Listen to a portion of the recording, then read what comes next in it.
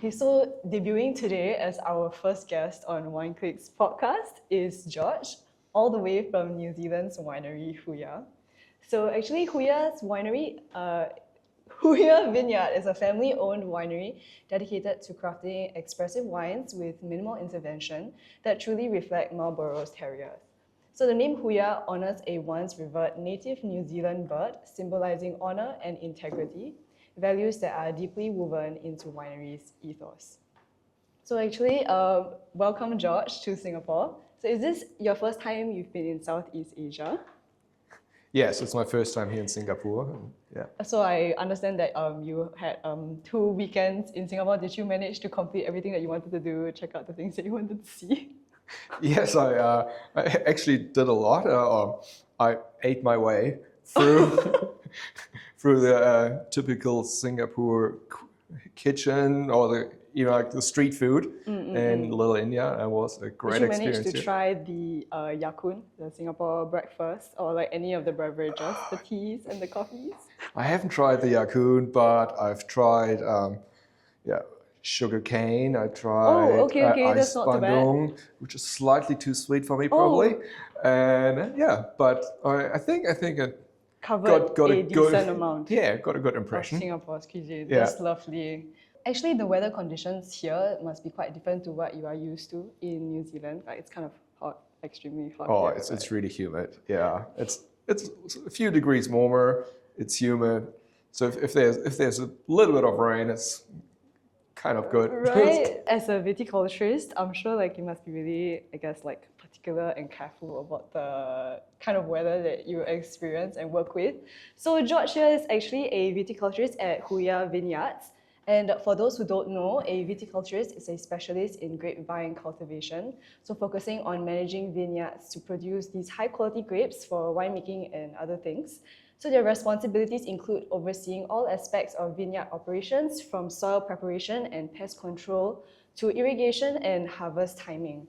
Since you're here, even though I kind of like briefly read online and like some information on exactly what a viticulturist does, actually I would like to hear from you.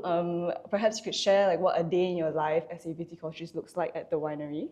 Yeah, a typical day.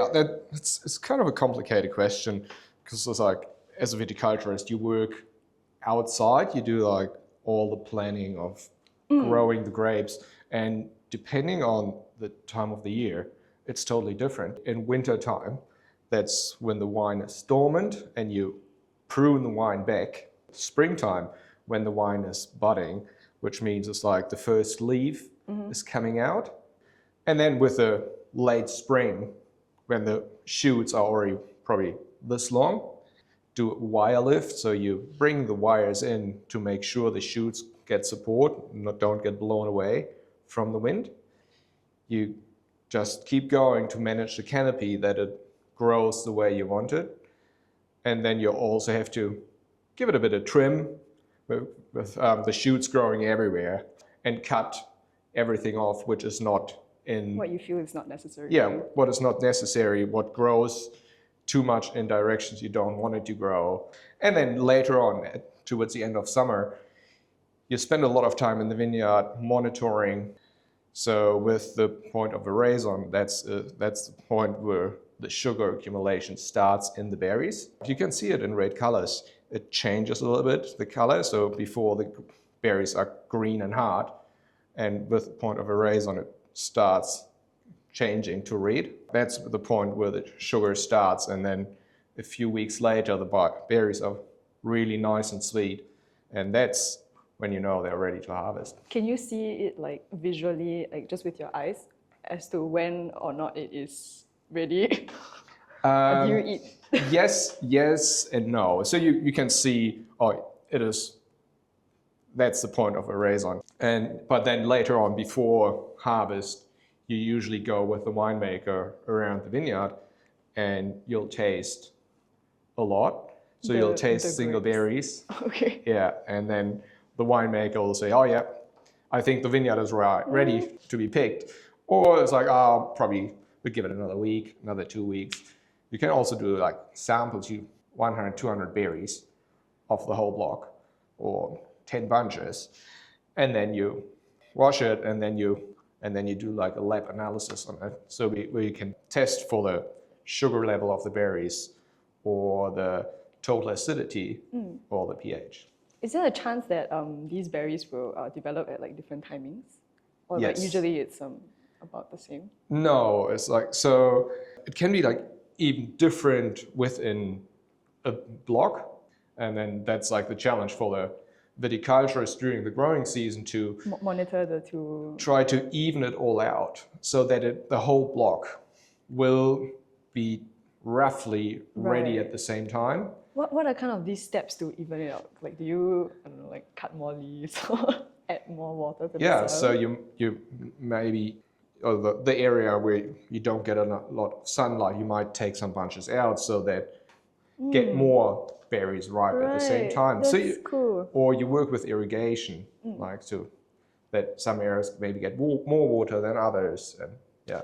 I remember you mentioned earlier that there are some like maintenance work that you do to the vineyard throughout the season, right? Like, what Yeah. kind of maintenance do you do aside from just like trimming the leaves?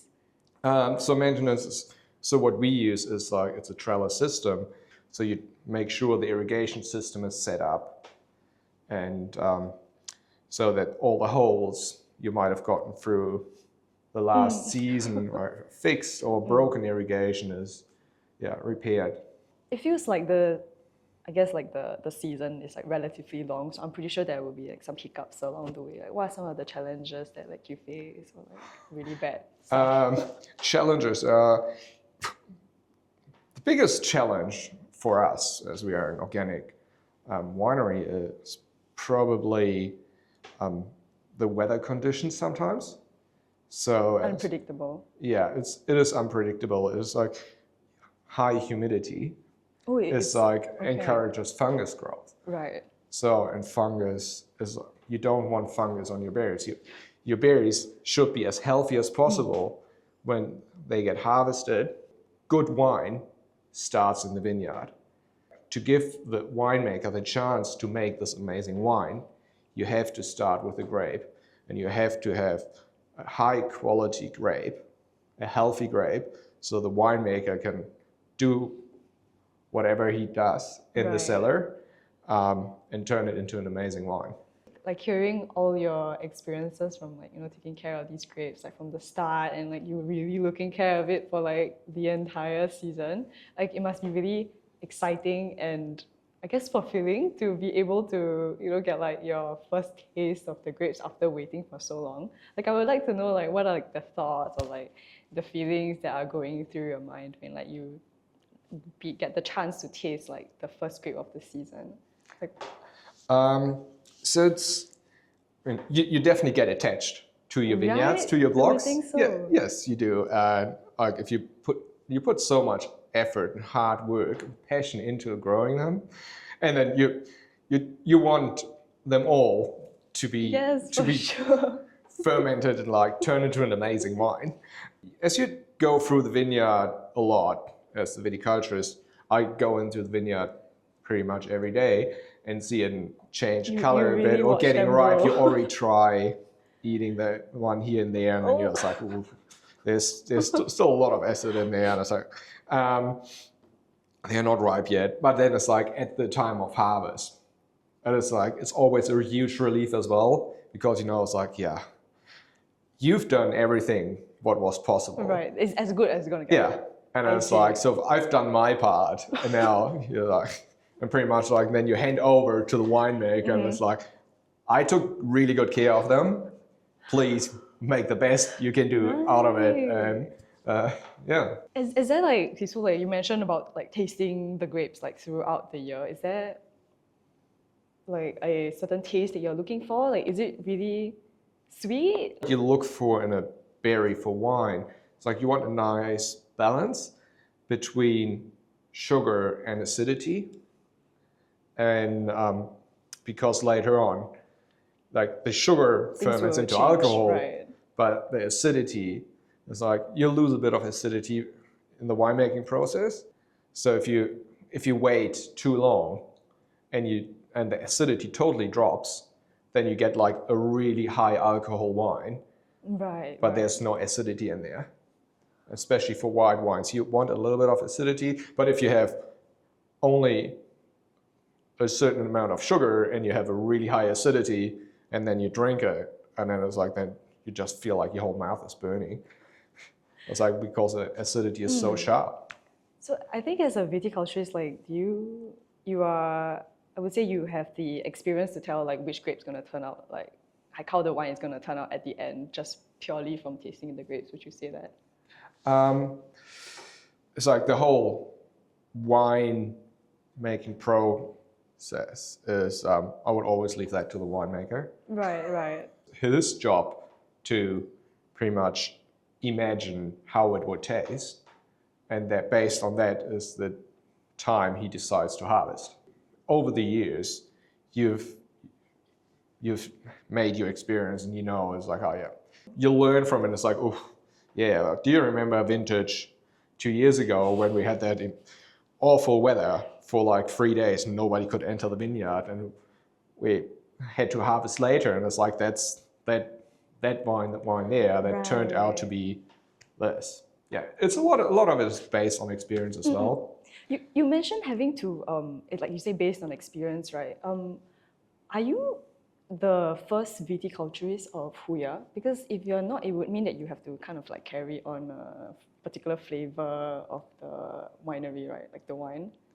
A lot of the flavor component is,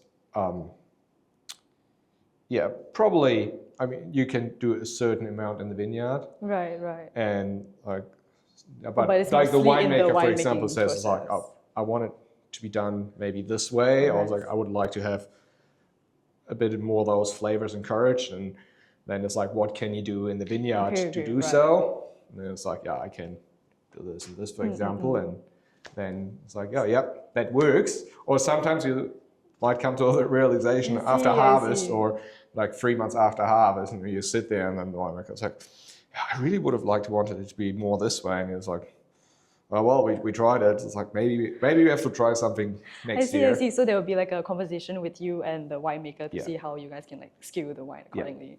I see. Okay. So actually, like super interesting. I actually managed to find out like quite a fair bit about viticulture and winemaking from you. But actually, I would also like to know, because since this is not like a very well known and also like a very popular, I guess like career option in Singapore, I'd like to know like how did you get into it? Like, how did you realize that, hey, I have an interest for winemaking and for like viticulture? I'd like to know how you got into that.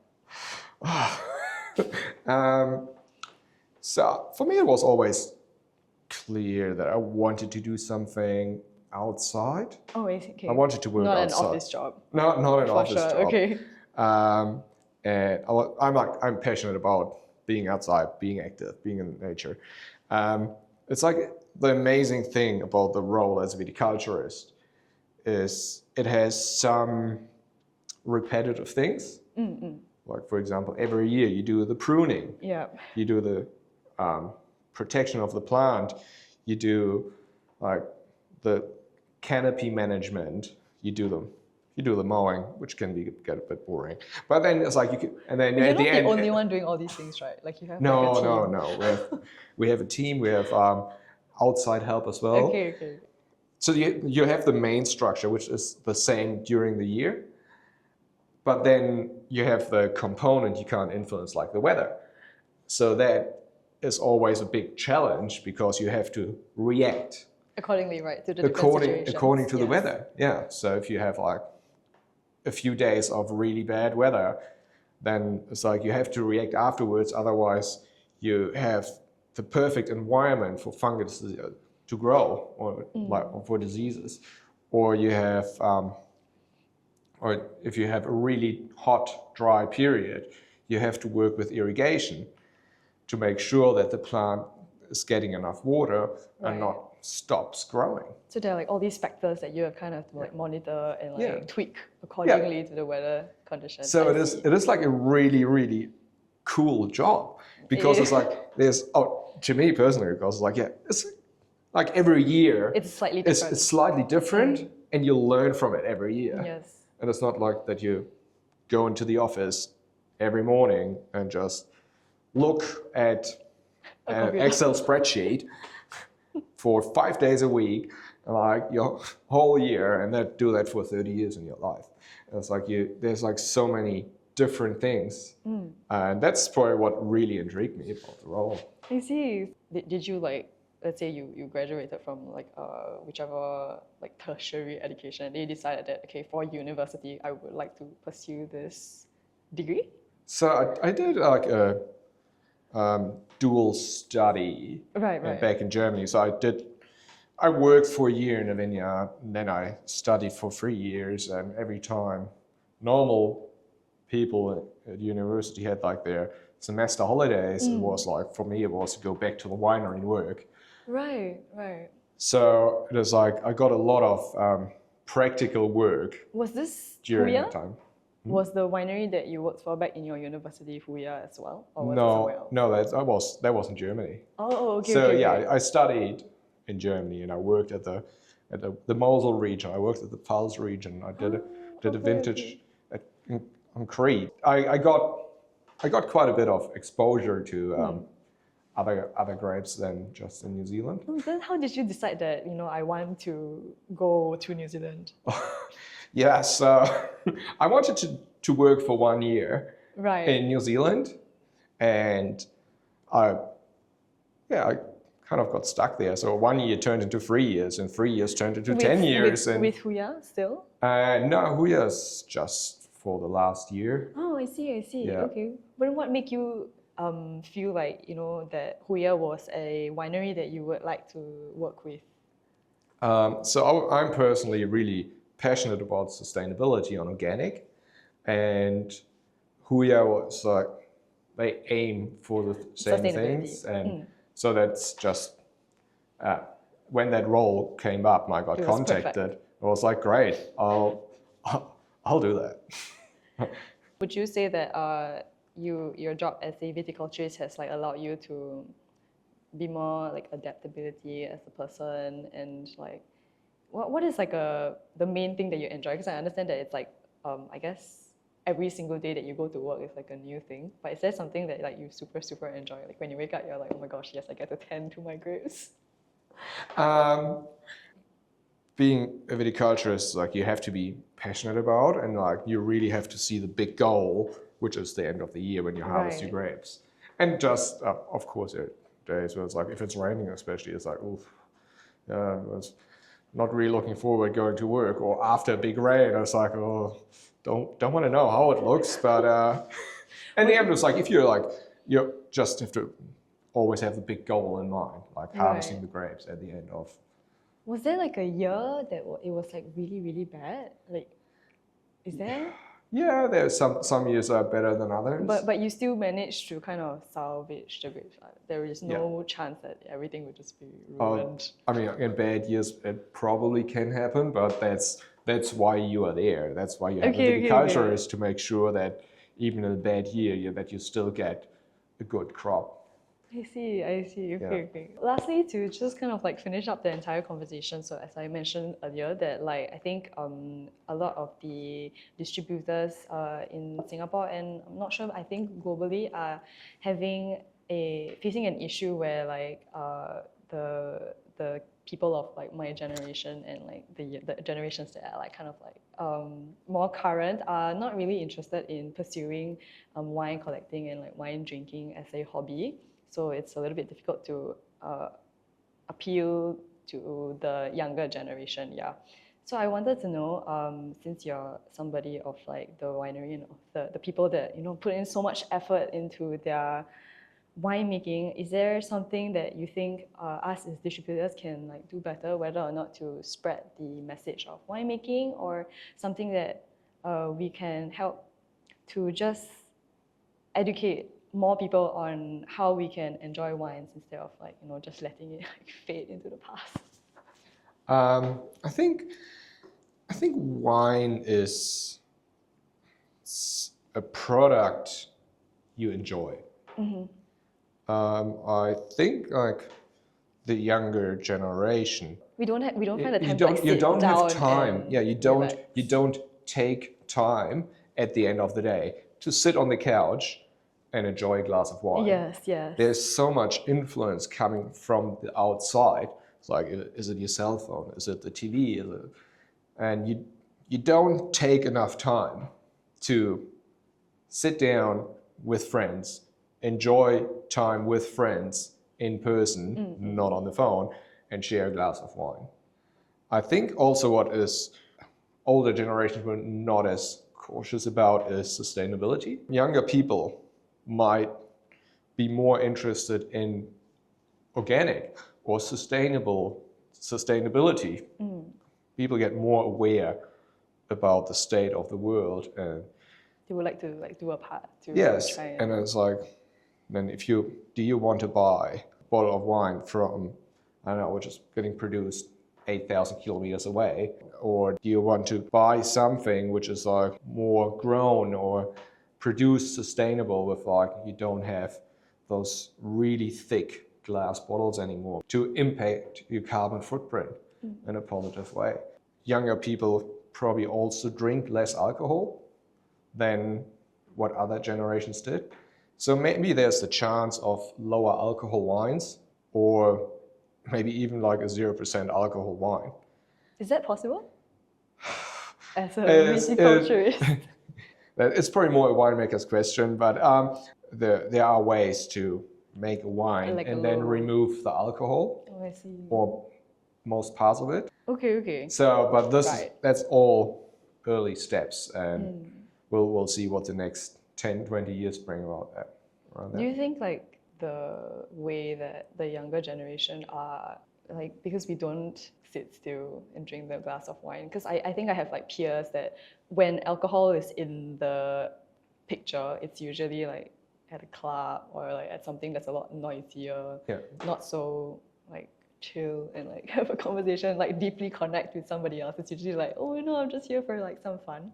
Yeah, it's like, as you said, it's like, you connect wine with like a quiet time, a relaxed time. Yeah. If you go out with your friends, it's like you might drink different product than wine. So yeah, it is. Maybe it comes with age. Maybe if like in 10 years time, we said, oh yep, my party days are over, and now I'm gonna have more relaxed evenings with my friends. And then it's like, maybe it's like you'll say, oh, I'm more in the mood now to drink a glass of wine than what I was 10, 15 years ago. Also like the price, like it's quite expensive in Singapore. Yeah, the price is a factor as well. And there's so much hard work. Yes, for sure. In a bottle of wine, and It's like on the other side, it's like you have to. Yeah. The winemaker is like, there's so much work going into a bottle of wine, so you have to find a way that in the end everyone is happy. Yeah. Anyways, thank you so much for sharing so much about viticulture and winemaking in general. I am deeply educated, and so thank you so much for officially being the first guest on our podcast, and hopefully this won't be the last. So, okay, thank you. Thank you.